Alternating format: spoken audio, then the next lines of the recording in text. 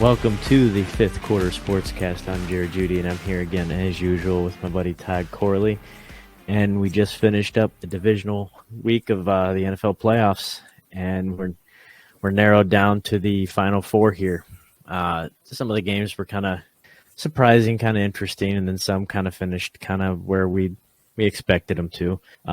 Maybe not in the fashion that we expected them to, but they got the job done nonetheless. But to start things off, we got the poll of the week here. Most surprising, unexpected thing that occurred in this weekend's divisional round of the playoffs. We got Chad Henne to score a touchdown, Daniel Jones to be overwhelmed, Josh Allen to be completely inefficient, and Ezekiel Elliott to play center. Four things I didn't think I'd see in this week's playoffs. Didn't really see any of those. But we got Chad Henne and Josh Allen at 38%, and we got Ezekiel Elliott at 24%. I think it's a pretty safe bet that nobody would have expected those. But The Simpsons in 1996 actually did have the Cowboys number one on the depth chart running back playing center in an NFL playoff game. It's very so possible. The Simpsons called it. They did call it. They have a pretty good track record from what I understand of predicting things 15, 20 years in advance. So there's a good chance. I mean, we'll have to check the tape. Well, Jamie, can you check on that and see if they called that one? Don't give me that look, you little bastard. You know what you did.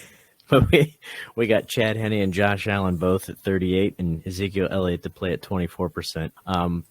I personally went with my cheers of the week was Ezekiel Elliott just because I didn't quite understand what the point of that play was.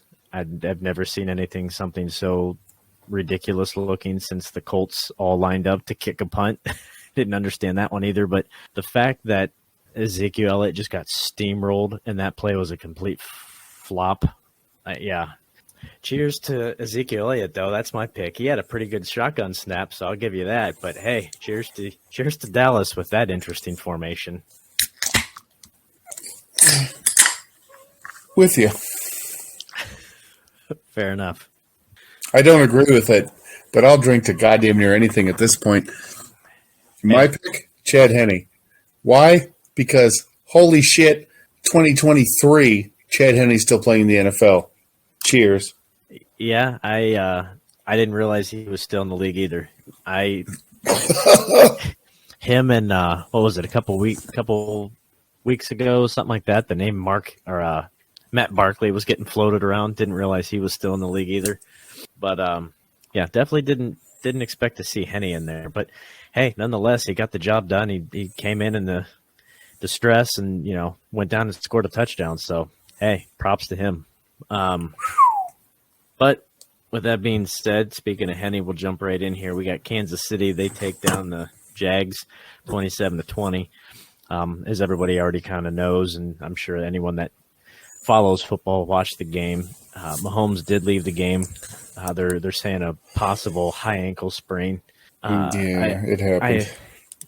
I assume they were talking on ESPN that there's a potential, maybe just with the way he fell, it was kind of awkward that maybe there's some sort of knee sprain potential going on as well, just because of the way he fell.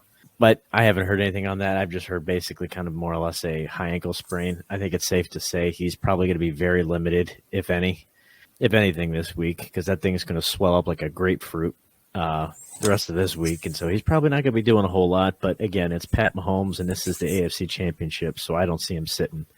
You got to chop that leg off, and he'd probably still go out with a peg leg. I don't see him missing the game. Plus, they got really good pharmaceuticals nowadays, Jared. That's what I hear. I don't partake, but allegedly that's the case, yeah.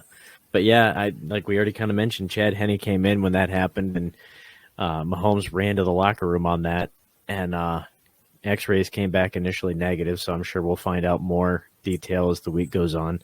But Henne came in and got the touchdown. I don't know about you, and I know we had talked about this because he's had some fantasy relevance. Pacheco, holy crap, dude, that guy runs hard.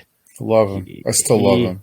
There was one run I distinctly remember him running down the sideline, and he was going like a freight train. Like he was just anybody in his way, he was going to run right over.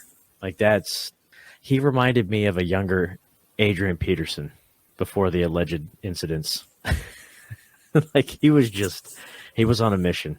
But I mean, overall, the game. I mean, it wasn't. The Chiefs kind of had a hand to hand. They had it in hand, and then they kind of stalled a little bit, and Jacksonville kind of started coming back and darn near made it a very close game, a lot closer than I think anybody expected down the stretch. No shame. Absolutely no shame from Jacksonville. They shook the Urban Meyer monkey off their back. I was going to say, looking at where they came from last year, they couldn't have been more, a completely different team from where they were at last year. I mean, you went from your head coach 1.5 360s at least. I mean, you went from last year where your head coach was kicking the kicker, and now your kicker is kicking, field goals in the divisional playoffs. So right, their coach can feel up any fucking waitress at the bar or whatever they want at this point. They did themselves proud. Yeah, I think that's fair. Come on down to the Urban Meyer Steakhouse, folks, in downtown Columbus, Ohio. Get yourself a Three Fingers special. You get yourself a finger gun. Tell them Todd and Jared sent you. I don't know if that's going to get you a discount or anything. You get a half-price appetizer at 6 o'clock on the 30th.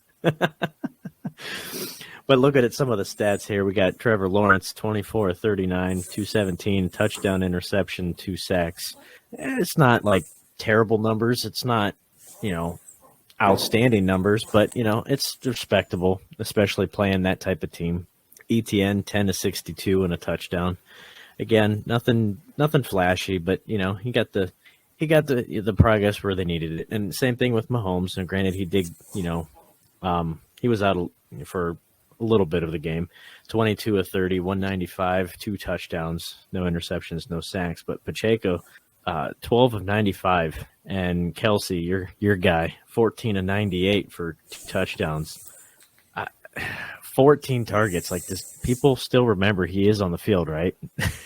I'll tell you who's gonna know about him in a couple days. Cincinnati Bungles.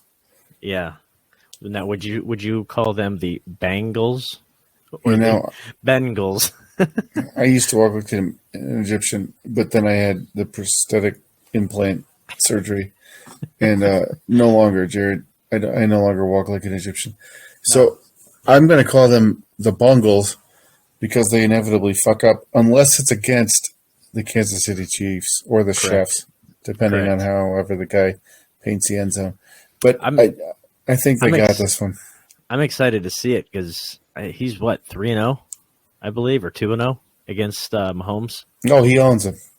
So I'm interested to see where this goes. Plus, with that being said, they have some extra motivation because with it being Kansas City and it could have been potentially the Bills, they were.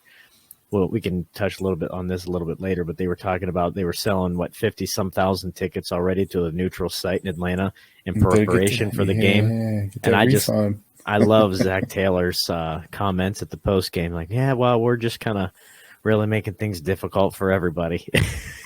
like that, they have some extra motivation now. Like, oh, you guys were already counting us out. Awesome, thanks. Love it. But yeah, that game will be interesting. I am really looking forward to that game. But we'll touch base here in Cincy here in a little bit. But we'll move to the other Saturday game, Philadelphia, and I don't even remember who they played because I don't think they showed up. Oh, the Giants. The Giants. They forgot. I couldn't remember if they remembered when kickoff was or not because God knows they didn't show up. They look like straight trash. East. They look like straight trash. The Giants. I don't even know where to go. Like, Philly just played like they've played all season. Their defense was tough. Their offense was great. Most of the season. The Giants didn't do anything. Like, they had no chance, in my opinion, of winning that game from the coin toss. Like, I remember texting you, and we can get into the some of the bets here a little bit later. Right as soon as they passed it to oh, hell, I can't even remember who the pass was, but it was a long pass down the sideline. Mark Bavaro? Possibly. I don't even remember. As soon as he caught that up over his head, I was like, well, I can see where this game's going. And that was like 3 minutes into the game. Like, all right, this game is over. Dallas Goedert had a hell of a game. Devontae Smith looked good. Well, and it was, you look at some of the stats here, overall, it wasn't flashy. per se from Jalen Hurts, but he didn't need to be because that run game that's all they did was just steamroll people. I mean, Kenneth Gainwell, 12 for 112 and a touchdown. So, I mean, he got it done on the ground. You had Sanders, 17 and 90. Goddard had a good game. Devontae Smith had a good game. Surprisingly, A.J. Brown was kind of the guy left out, but he didn't really need a whole lot from Hurts, and that's good. That's kind of a good sight to see, given the fact that he wasn't playing 100% to begin with. That he didn't have to be the MVP to win that game, so that was kind of, I guess, a nice, comforting thing for them to see. Like, hey, we can still win this even if he doesn't play, balls out. But then you look at some of the Giants stats.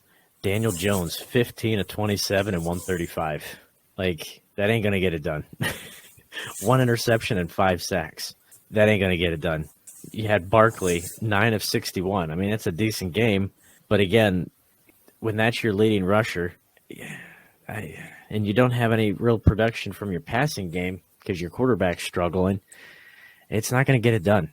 So I don't know.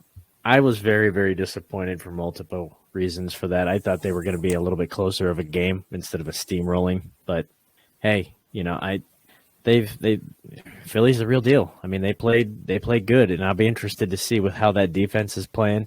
You got the two best defenses in the NFC back to back, playing. So that'll be interesting to see. I don't know what to think about that game. It'll be an interesting test for Brock Purdy because he'll be going up essentially one of the best defenses I think he's probably seen all year, aside from his own defense. So it'll be interesting to see. The coolest part, like one cool little factor there that I just found out actually today. Did you know Jalen Hurts and Brock Purdy actually played against each other in college? Really? They played Iowa State?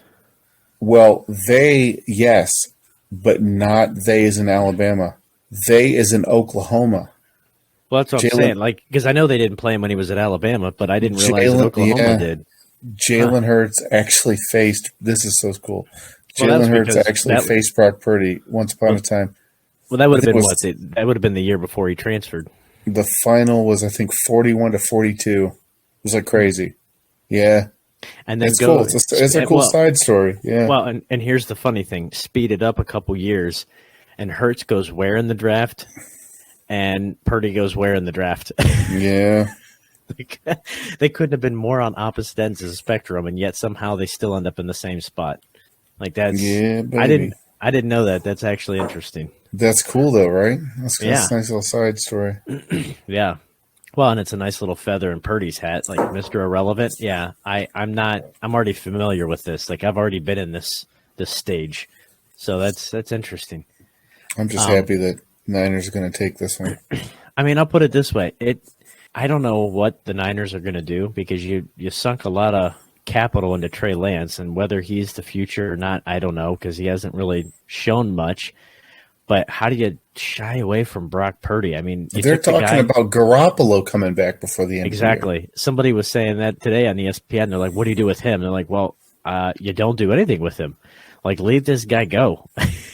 And also, going into next year, Garoppolo is probably not going to be on the team. You leave Lance sit and just leave him ride.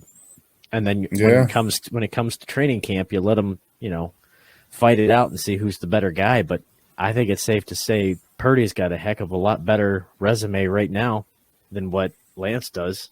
I mean, Lance played, the first 2-3 games, and he didn't look good in really any of them. And Purdy hasn't looked bad in any of them. Like, I can't remember seeing any very major mistakes he's made. So, I don't know. We'll see. It'll be interesting. Hell of a position to be in. I'll tell you what, man.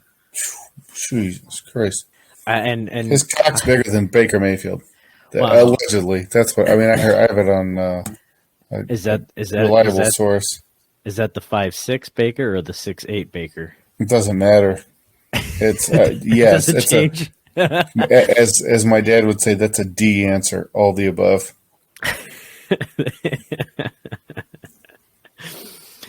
But let's get to the next big game here. With we kind of already touched base on this a little bit earlier. We got Cincinnati. I honestly expected this to be a lot closer of a game. This couldn't be any more of a blowout. Like I was dumbfounded. Cincinnati just steamrolled over Buffalo, 27-10.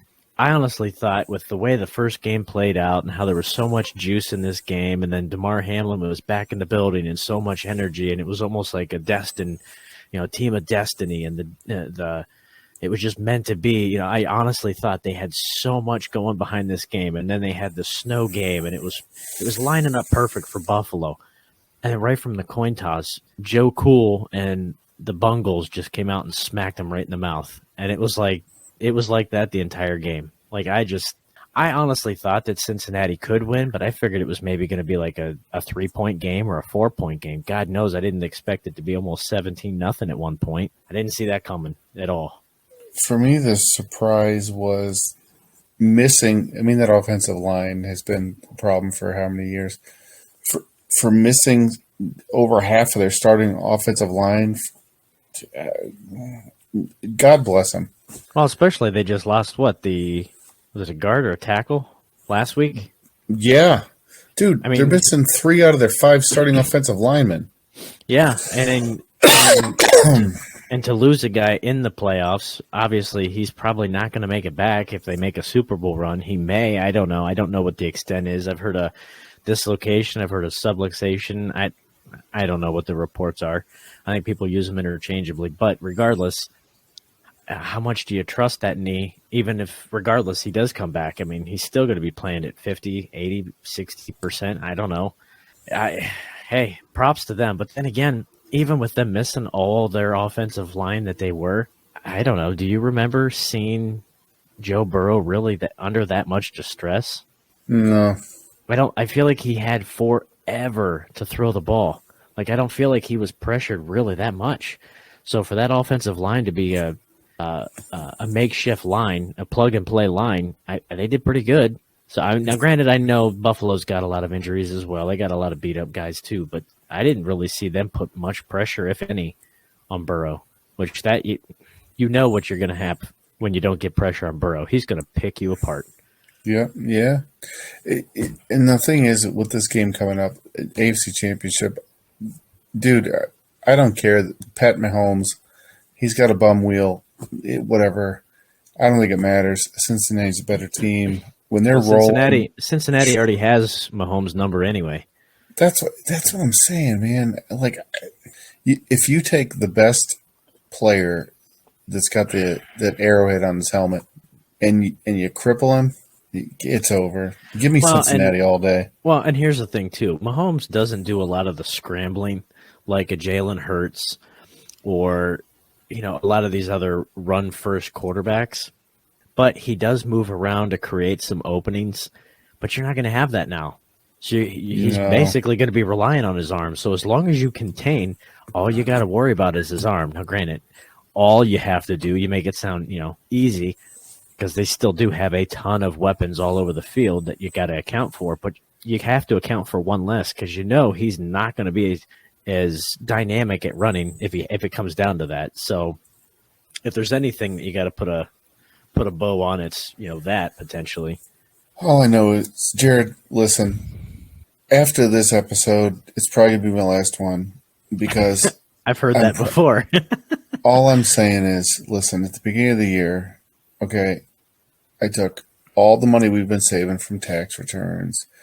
I got 2 boys, 5 and going to be 4 here in a couple months. We took all their money that we have been saving from their college tuition, right? At the beginning of the season, I didn't want to say it because I didn't want anybody else piggybacking off my, I can see where this is going.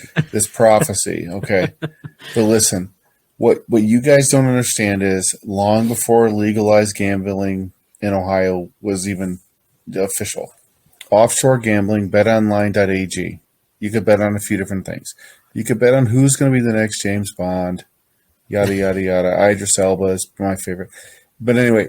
Could you bet on the Grammys if you were interested? You could bet on the Grammy album of the year if you were. I don't even know who's got albums this year, but I'll never forgive you, Bruno Mars.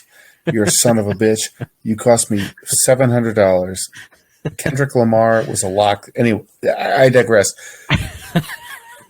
Where I'm going with this. You're opening Pandora's box there. That's right. You could listen to that shit on Pandora. I skip it every time. Fuck you, Bruno Mars. But anyway, at the beginning of the year, what I did was, in my incredible foresight, astronomical foresight, I put 5 figures on the Super Bowl MVP, Chad Henne. I figured it was Tom Do Brady. you know what the odds of Chad Henne being a Super Bowl MVP were at the beginning of the season, Jared?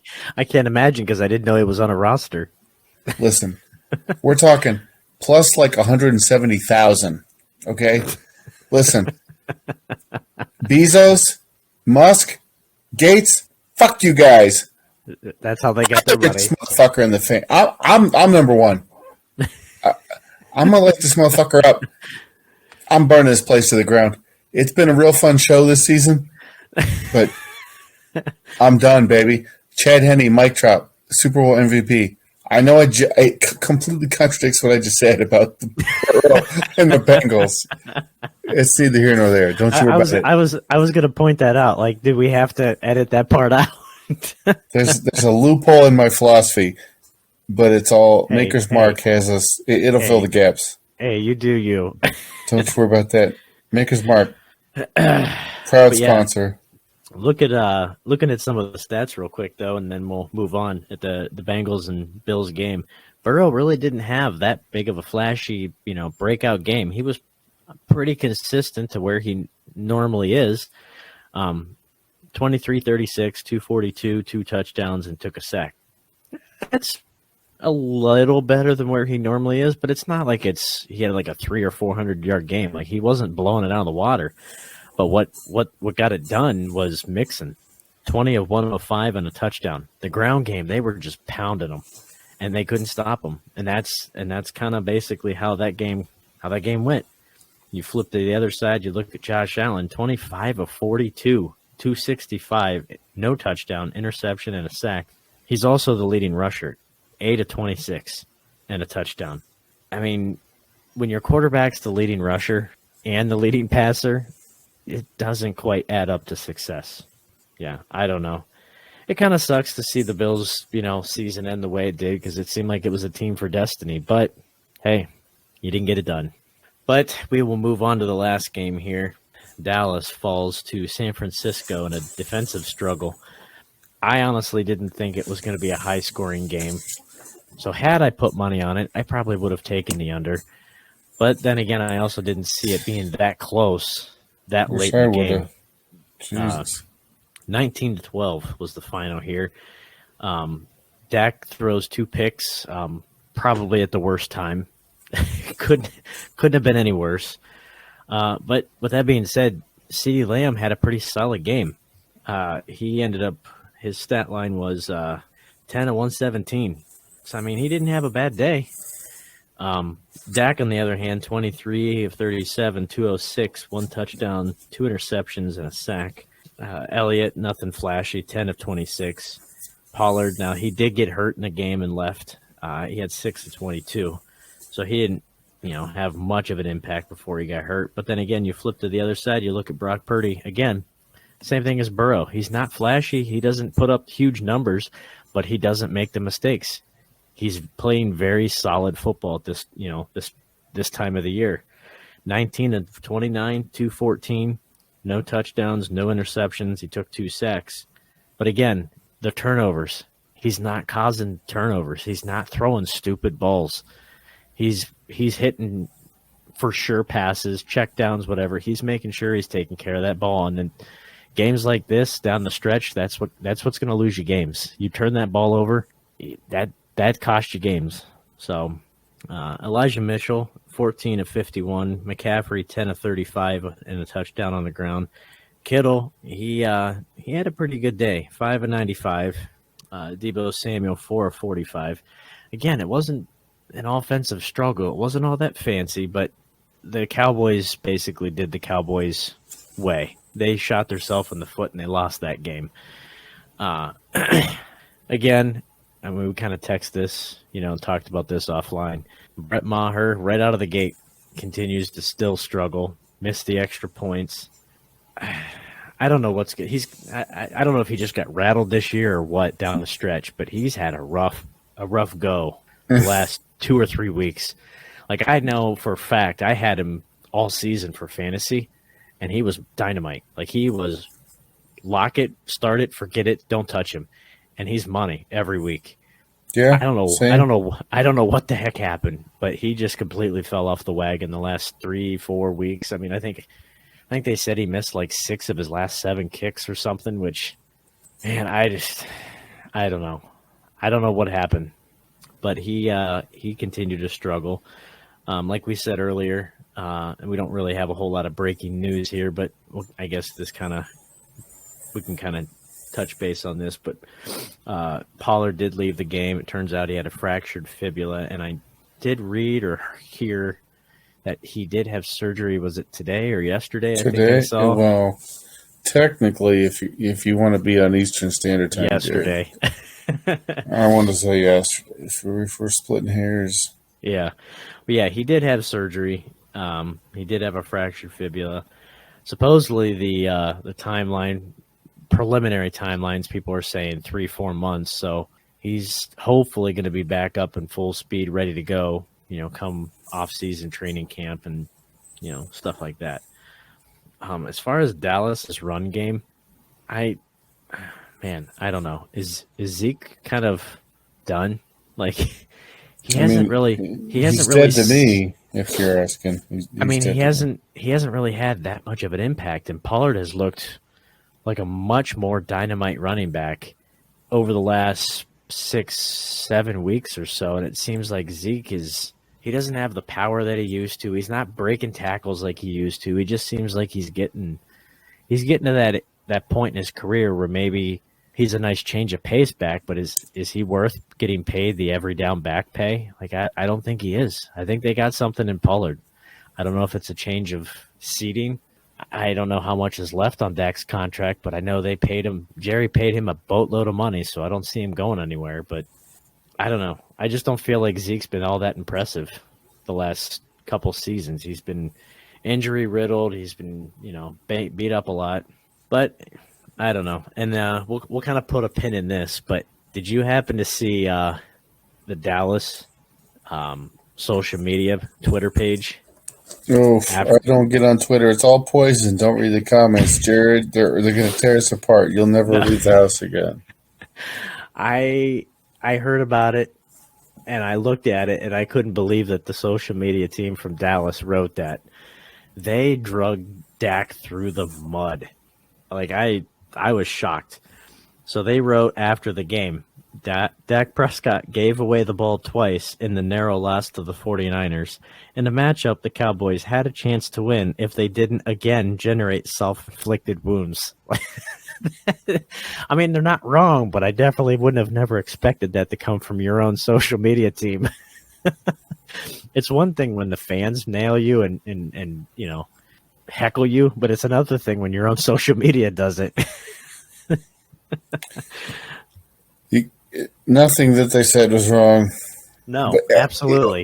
what I don't understand is how he played the game of his life the week before Exactly. to come back and just Well, and is that an indictment on him as a person and as a skill level, or is that an indictment on how incredibly bad Tampa Bay is this year?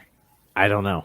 But I know Dak's had a lot of turnovers this year, a lot more than he did last year. I think I heard someone say he was like 35 touchdowns, 10 picks last year.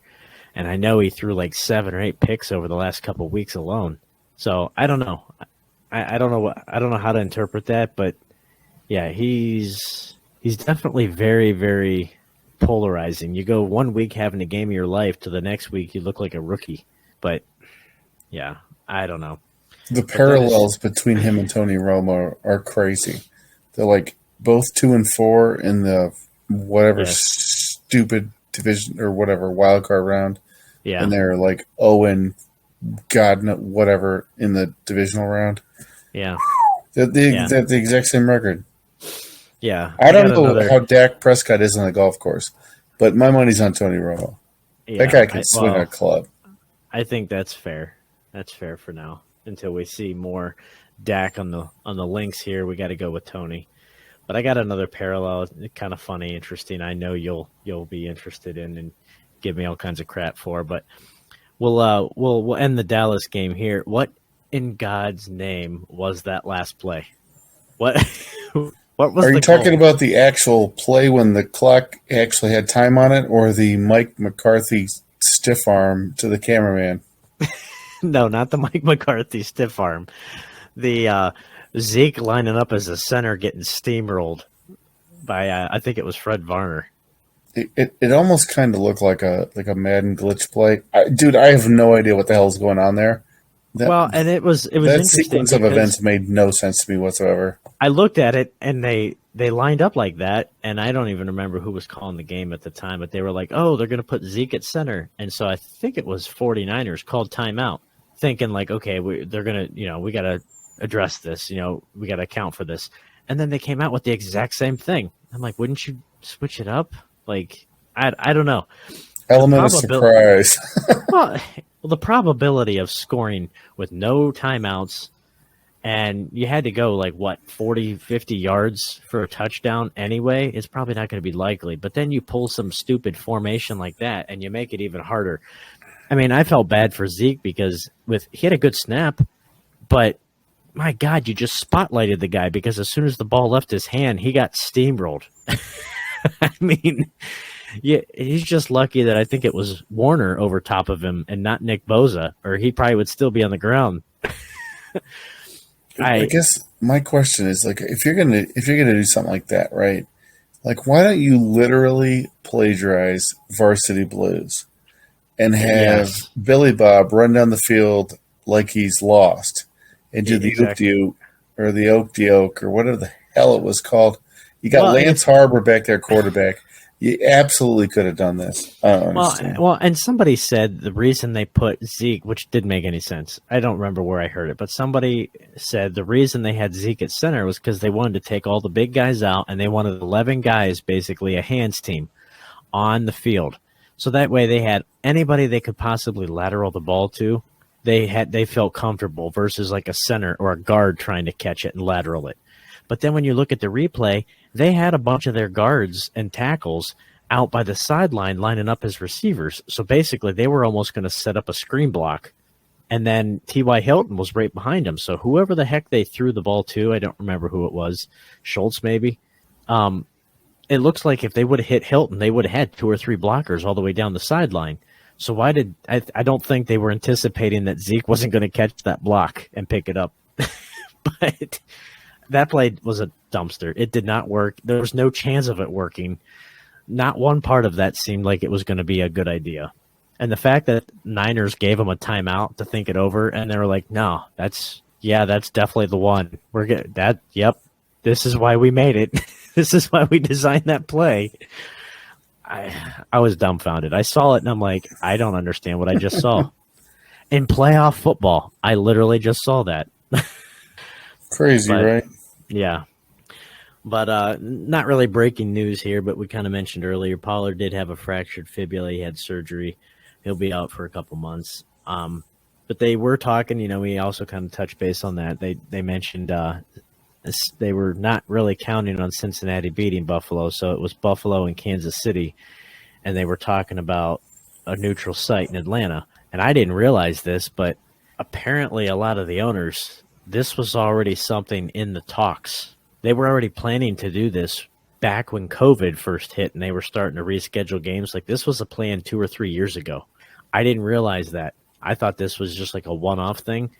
So they were planning this potentially moving forward.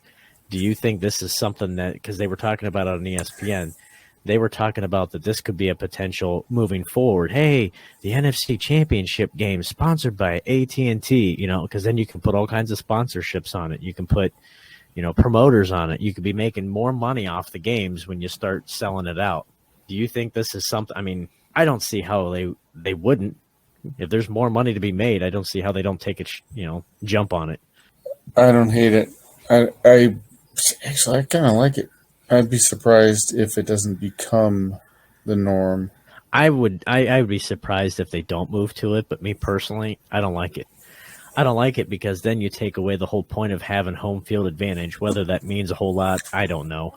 But when you think about small market teams, like a Green Bay, like a Cincinnati, they're not on the national spectrum. Now, not Green Bay necessarily, Cincinnati. I feel like being in Ohio, Joe Burrow gets a ton of media attention here, but he's not getting media attention down in Florida, in Texas, in California, up in the Midwest, Iowa. He's not getting that kind of media attention there.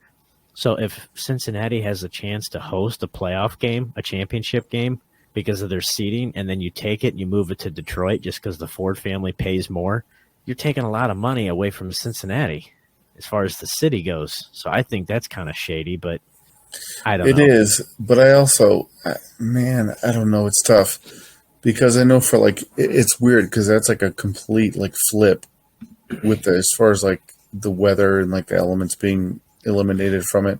Exactly. They always had the Super Bowl being in a crazy, tropical, stupid location.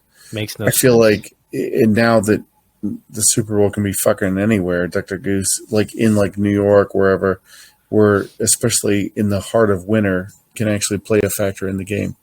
I like the actual idea of an AFC NFC championship being in a neutral dome or wherever location. I do kind of like that. If you could work it out to be like centrally located, but there's too much logistics, man.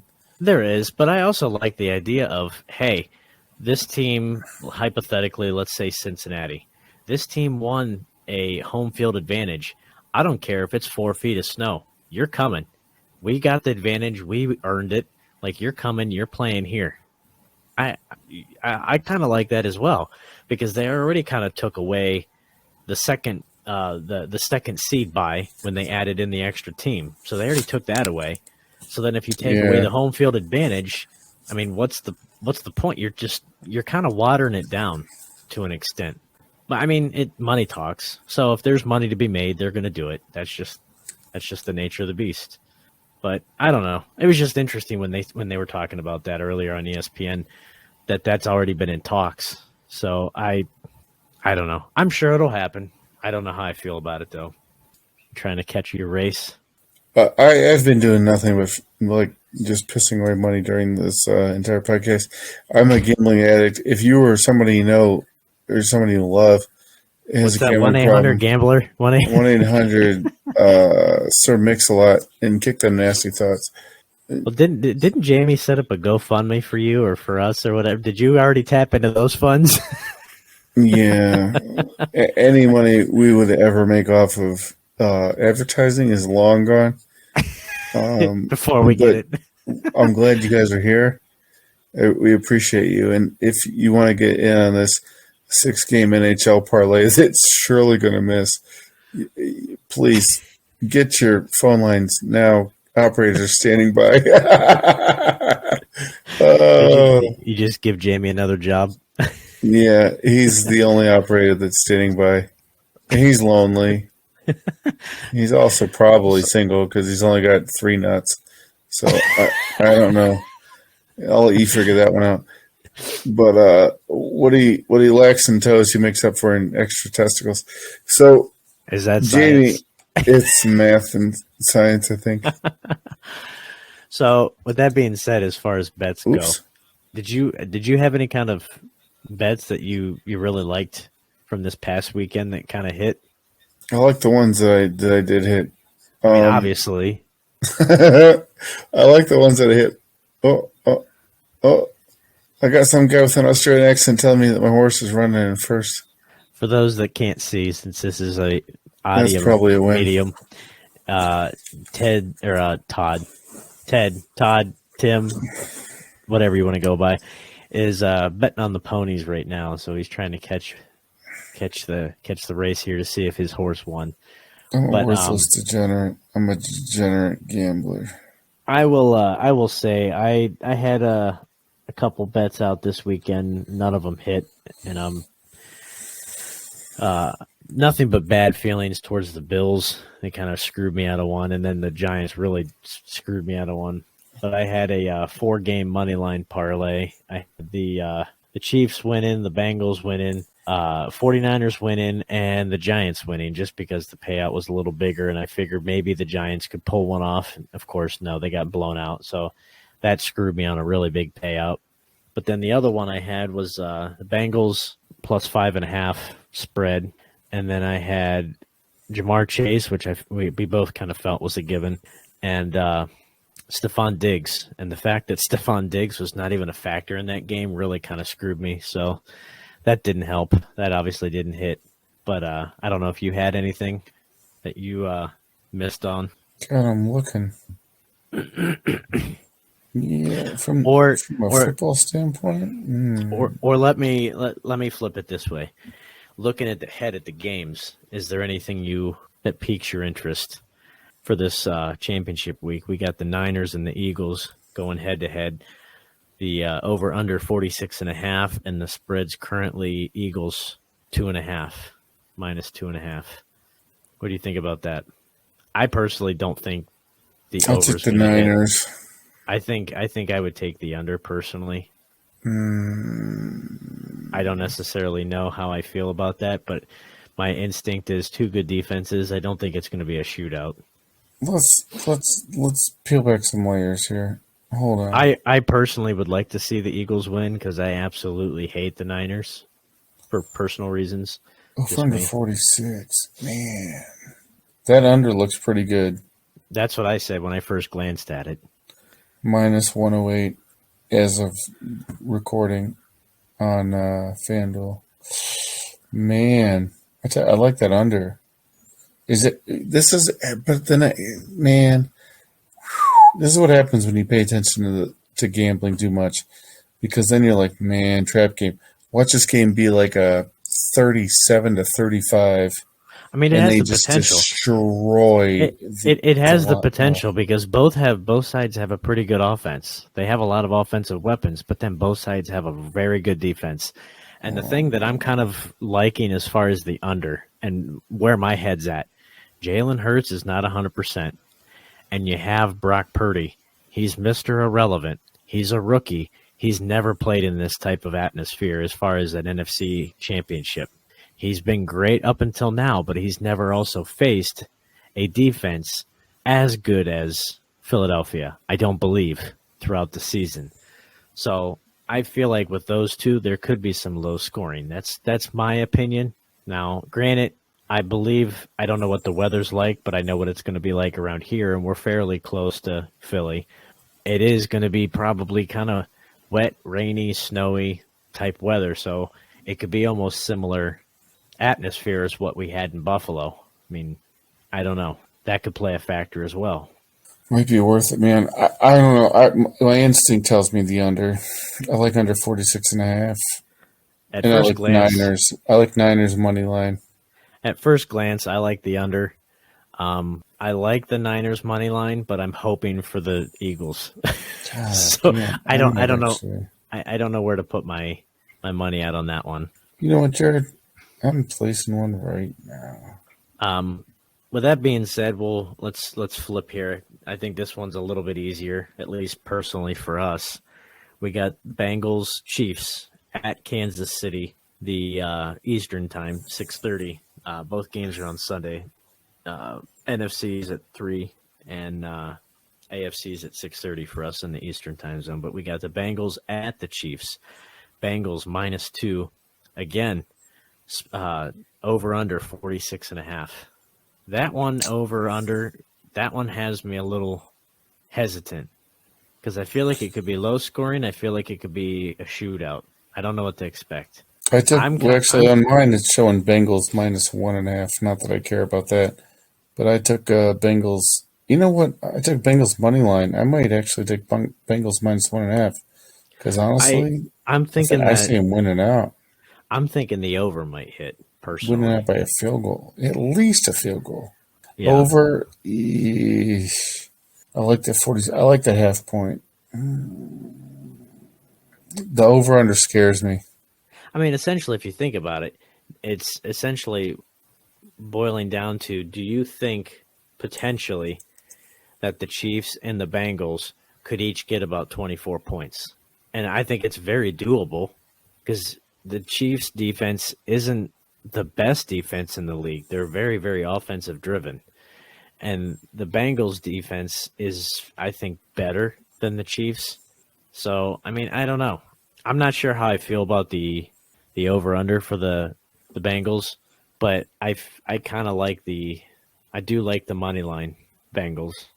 I love that. Yeah. I don't know. We'll see. I got some pesos in there. Yeah. So then, what do you think overall? Do you think Niners Bengals Super Bowl? Yes. I don't know. I'm torn. I think the Niners go, but I'd like to see the Eagles. But I again also think the Bengals, but I have a sneaky suspicion that somehow the Chiefs are going to pull it off because, and we already mentioned this, Joey B, Joe Cool, whatever you want to call him, he's 2-0 or 3-0 against the Chiefs. Eventually, you're going to get that loss, and I don't know if this is the week or not. The thing that makes me still side with Cincinnati is the fact that Kansas City is dealing with a hobbled Mahomes. So, I don't know. I'm going to say it. I'll say 49ers and Bengals. I'll say it. Is your race starting, or did it just end? Hard to say. I don't speak Portuguese. Well, that's all I got for this episode here. We'll go ahead and wrap this up. Go watch some football. Go enjoy the weekend. Like I said, both games are on Sunday here. And, download, rate, subscribe, review if you want to interact with us, Twitter, Facebook, YouTube, all the good places. It's 5THQ Sportscast. But yeah, go enjoy the weekend. Go watch some football. Should be some good games. We'll see you guys back here, and we'll break down some championship football next week. But until then, go have some fun. Aliens exist. You're living in the Matrix. Peace and humptiness forever.